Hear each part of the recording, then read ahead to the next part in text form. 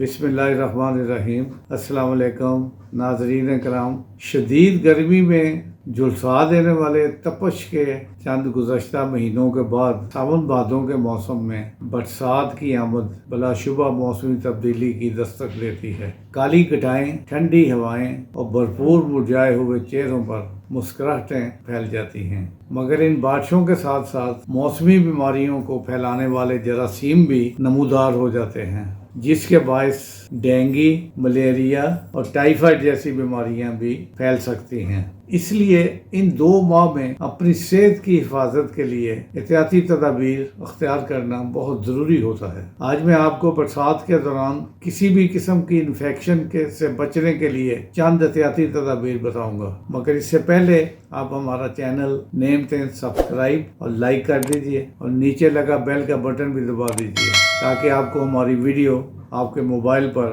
ملتی رہے۔ ناظرین، کسی بھی وائرس یا انفیکشن کے خلاف دفاع کے لیے انسان کا مدافعتی نظام یعنی امیون سسٹم مضبوط ہونا چاہیے، جو کہ عام طور پر برسات کے موسم کے اتار چڑھاؤ کی وجہ سے کمزور ہو سکتا ہے۔ اس لیے قوت مدافعت بڑھانے والی غذائیں، جن میں مختلف قسم کے پھل، سبزیوں میں لہسن، ادرک، ہلدی اور سبز پتوں والی سبزیاں اپنی خوراک میں ضرور شامل رکھیں اور انہیں خصوصاً کھانے سے پہلے ضرور دھوئیں۔ خود کو صاف رکھنے سے جراثیم کے پھیلاؤ کو روکنے، فلو، سردی اور معدہ کی بیماریوں کے خطرے کو کم کرنے میں مدد مل سکتی ہے۔ پانی صاف اور ابلا ہوا پئیں۔ آلودہ پانی انفیکشن کا ایک بڑا ذریعہ بن سکتا ہے، جس سے ہیضہ، ٹائیفائڈ جیسی بیماریاں جنم لیتی ہیں۔ اسٹریٹ فوڈ سے پرہیز رکھیں، باہر سے کھانے پینے سے احتیاط کریں، کیونکہ ان کی تیاری میں اکثر صفائی کا خیال نہیں رکھا جاتا، بلکہ بالکل ہی نہیں رکھا جاتا، جو بیکٹیریا اور وائرس کی افزائش گاہ بن سکتا ہے،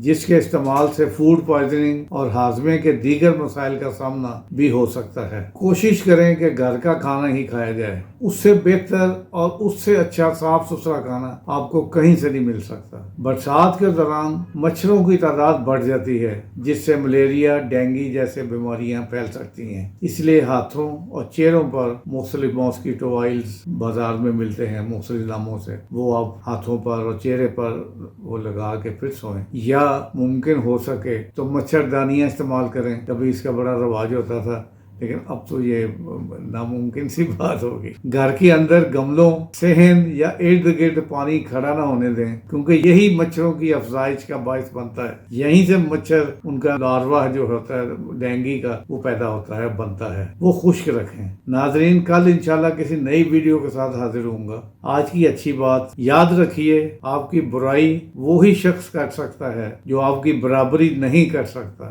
ہنستے بستے رہیے۔ السلام علیکم، خدا حافظ۔